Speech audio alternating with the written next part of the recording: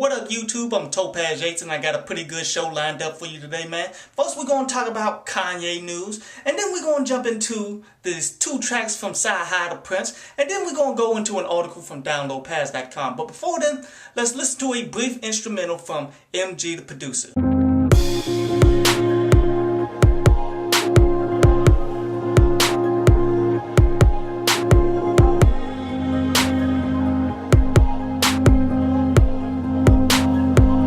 So in the news, they saying that Kanye West left Roc Nation, in which they trying to make it out to be bigger than what it actually is. But come on now, this is something that's common within the industry, man. Management type dudes, they get fired, they get hired all the fucking time. So if this is true, and I haven't seen anything that specifically says that it is, especially coming from Kanye or anything, man, it's not that big of a deal. But anyway, on to today's reply. And today's replies to that: CyHi The Prynce, 2 songs. I Have Been Waiting and That Flower in the Attic, in which this is pretty much a throwback type thing, you dig? Like, this is really a single that has a side A and a side B to it that they used to have that died out so long ago. But this record label, SMH, is trying to bring it back, in which this is a record label that was brought together by Sway and King Crooked and somebody else for a project they got coming out called When Worlds Collide, when it's obviously going to be a compilation type project where the record label, is pretty much getting the beats, getting the individual artists, making them record these songs, man, and then putting out their own project. Same thing that DJ Khaled does. Now, these 2 tracks, they got CyHi The Prynce headlining it pretty much. And I have to say that I've Been Waiting is my favorite one out of the 2, even though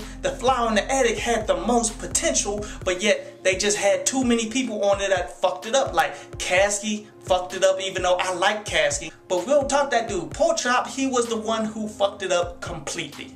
Honestly, CyHi should have took both of these his damn self, but you know, these types of projects, he have no say in that. They both are somewhat soulful with conscious vibes and such to them, man, in which they both definitely did have some potential to grow, but honestly, I'm only going to listen to them here and never listen to them again. I mean, these types of projects are usually doomed to fail because people try to do too much and have too little chemistry within it, man. But I still do recommend people to go ahead, peep them on out. But anyway, on to today's article from downloadpass.com, and today's article is about 10 songs you should listen to before you talk that bullshit about how 90s hip-hop is so much better than today's. Because in this article, that the link is going to be in the description, I'm listing 10 songs that are so dope that they could have fit in any time period and people recognize them for being great. Now, I'm definitely including some names that people know, like J. Cole to Wale to Kendrick Lamar, but some names that people may not know so much, like Ritz. Because I'm real tired of people talking this nonsense, but then every time